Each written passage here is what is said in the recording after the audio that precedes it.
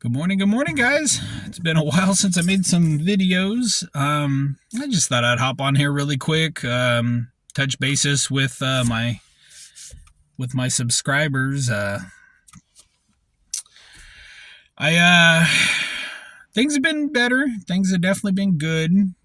Um, still, still surviving. Still here. I have a doctor's appointment coming up on the 10th. That'll be close to 6 weeks with my regular doctor. She wants to do a follow-up, A1C, and hopefully it's in the sevens. I've been working on getting my time in range for all my diabetic peeps out there. My time in range to at least 70% of the time in range, at least for now. My original goal was 80. Right now, I'm going to just shoot for 70. Maybe by the end of the year, 80% in range. I got to realize, is that a cop-out if I say, you know what? Nothing's perfect. Nobody's perfect. I don't know if that's a cop-out. Should there be a little wiggle room? Should I allow a little wiggle room? Should I be as strict as to, no wiggle room. We're going to do this thing all the way. Or should I take, you know what? I'm going to do the absolute best that I can, but not feel bad when I miss the mark. But definitely keep going. That's probably the best approach. I believe that's the best approach. I noticed a lot of times I tend to be a little more, my blood glucose tends to be a little higher on my days off versus days that I'm working. And obviously at my job, Cap One, we move around that whole store. So all day long on top stocks, I'm up and down, up and down, up and down. So my calves, my legs, my feet are getting a workout. I don't mind walking, on my days off or being on the treadmill. But, I like to go at my own pace. It's kind of hard to be like, oh, I want to go walking after dinner, and knowing that I've been at work all day walking and just to where it feels like my feet are going to completely just fall off. But for those of you that are new to my channel, I was misdiagnosed. Short story, I was misdiagnosed as a diabetic back in 2017. So for 6 years, I went misdiagnosed. I'm guessing mainly because of my weight. I was just overweight. I've always struggled with weight for years. And my other best guess is they didn't do a C-peptide test. They didn't do an antibody test. My blood sugars were 600 plus. My A1C was 11 something. I'm guessing they just probably didn't because of my weight. They just lumped me into the category of type 2 instead of LADA. It's latent autoimmune disease. It's basically a person that develops type 1 in their adult years. It used to be looked at as juvenile diabetes, something that only kids or teenagers got, but more and more and more people are getting type 1 at a later age, 30s, 40s, 50s, 60s, and up. So a lot of times they just, here's some metformin and off you go. Just count your carbs. So that's what I did for 6 years. And then after the close of 6 years, my blood sugars started not cooperating with me. And I'm like, okay,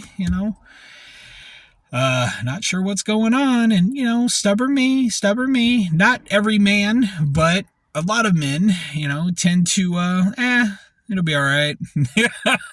um, you know, even if you are, say, taking care of yourself, or you tend to go to the doctor still, I don't know what it is, but we tend to avoid things, and we need to stop doing that.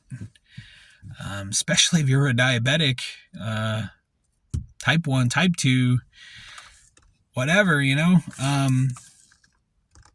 need to stop avoiding things, because avoiding things is not going to make it better.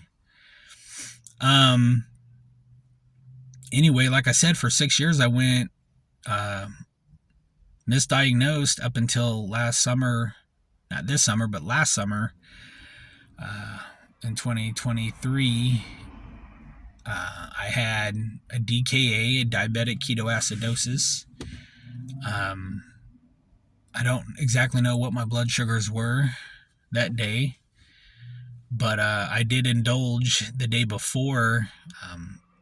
Had a bit of kind of ate out. Woo, excuse me. Anyway, ended up in the hospital, and I think I was there for at least 2 days. I started to get brain edema, where your brain starts swelling. I was at the beginning stages. My vision was slightly blurry. Stomach ache really bad. I wasn't throwing up. Nothing like that. I was rapid heartbeat, and it just was not a good feeling, especially when I couldn't remember my own last name when they were asking me at the emergency room. That's what it does. And anyway, I think I went a few weeks without taking insulin because of stuff with insurance, which that was pretty scary, actually. I mean, I had to watch everything I ate. I think almost everything I ate was pretty much a salad every day, 3 meals a day. Like, I couldn't even eat like a half a cup of beans without my blood sugar going through the roof. It was insane. It was insane. And that's when I was still kind of in my, I was trying to strictly eat plant-based. And, I didn't want any yogurt. I didn't want any cottage cheese or anything like that, because I was trying to be plant-based. And it's like, man, this is not, what am I going to do? All these things here, won't really raise my glucose a whole lot. It'll actually slow a spike down, but yet I'm still trying to eat potatoes and just things that I'm accustomed to eating like I used to. And now, I'm allowed to grow. I'm allowed to change. It's not to say those things that you can't have. That's one of the misconceptions that I think diabetics, or that people have about diabetics, and especially type 1s, like, oh, do you have the good type or bad type? It's all bad. And the thing of it is, at least with type 1s, I can eat anything anybody else can eat. Nothing's off limits. The difference is like, think of it like a car. Some are automatic, some are manual. Your pancreas, some produce insulin, some don't.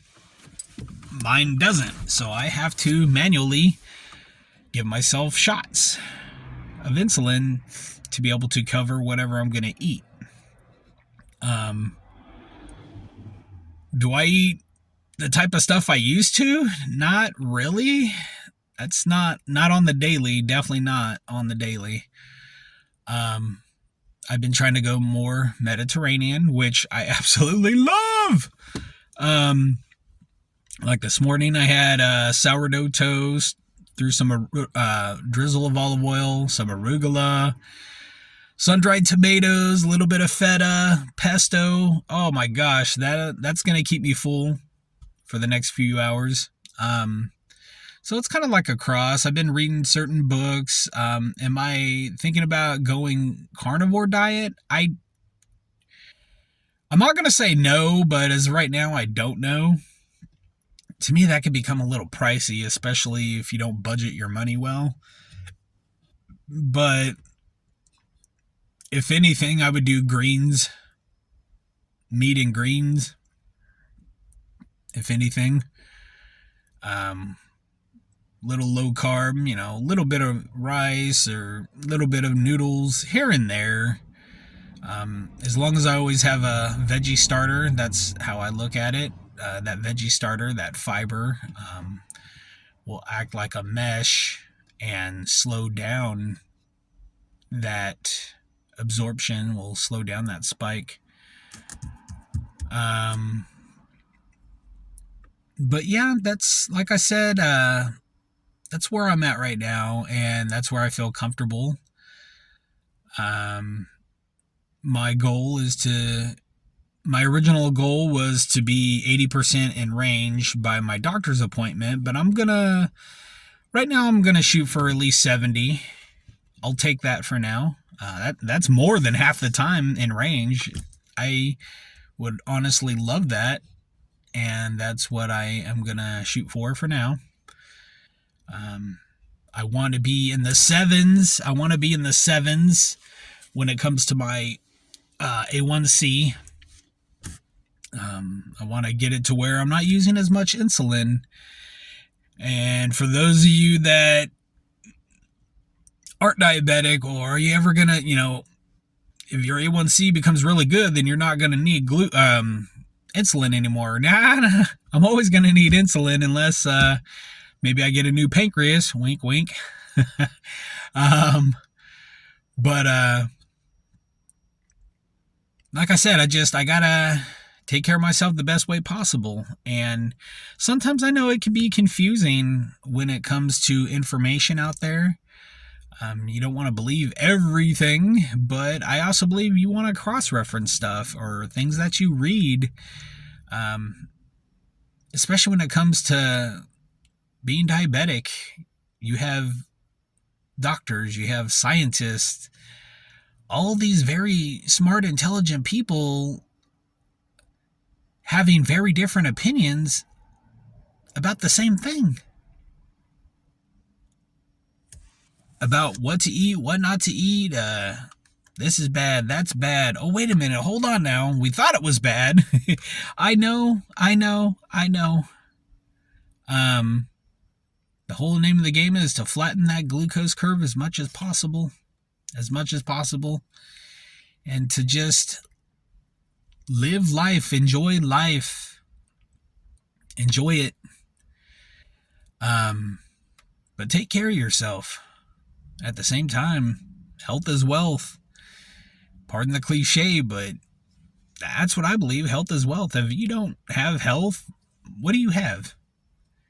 You certainly can't enjoy things as much if you're laid up or if you can't really walk. How are you going to enjoy life?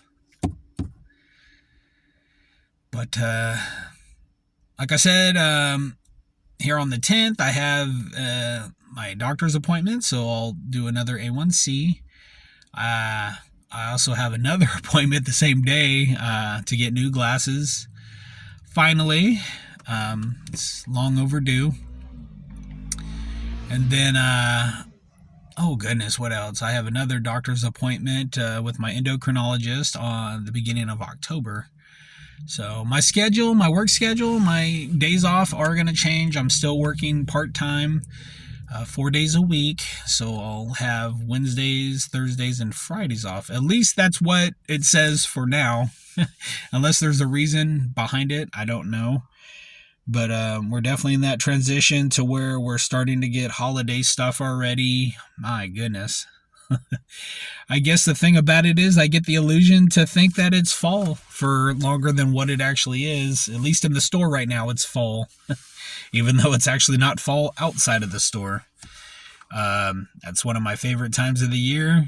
But anyway, guys, I just wanted to hop on here. I just wanted to let you guys know how I am, how I'm doing. I'm getting ready to go wash some dishes, go on a walk. Just kind of get some stuff done. It's going to be hot. It's early September, and here in SinCal, it is just freaking still hot, still in the 100s. We did have some 80s a few weeks ago that I was really enjoying. I actually got to get the ground prepped out in the backyard. I want to plant some beets. I don't know what else I'm going to plant, but I definitely want to plant beets. Got to work that ground and put some nutrients back into it. But yeah, guys, I just wanted to get on here really quick and let you know how things are. All right, guys, take care.